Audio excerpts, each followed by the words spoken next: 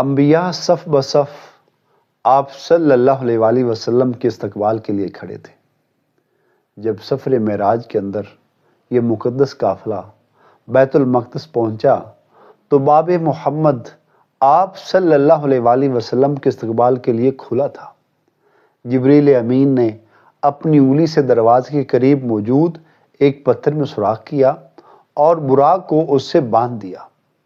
پھر آپ صلی اللہ علیہ وآلہ وسلم بیت المقدس میں داخل ہوئے تو تمام انبیاء کرام علیہ السلام آپ صلی اللہ علیہ وسلم کی تعظیم، اکرام اور احترام میں منتظر تھے۔ انہیں حضور صلی اللہ علیہ وسلم کی امامت کے اندر نماز پڑھنے کا شرف حاصل ہوا، اور یہاں سے دوسرا مرحلہ جو ہے وہ سفر کا بیت المقدس سے سدرۃ المنتہا تک کا ہے۔ انبیاء حضور صلی اللہ علیہ وسلم کی اقتداء میں نماز ادا کر کے ادب و احترام مصطفیٰ صلی اللہ علیہ وسلم سے مشرف ہو چکے تو آسمانی سفر کا آغاز ہوا، اس لیے کہ ہر زمینی عظمت حضور صلی اللہ علیہ وسلم کے قدموں کا بوسہ لے چکی تھی۔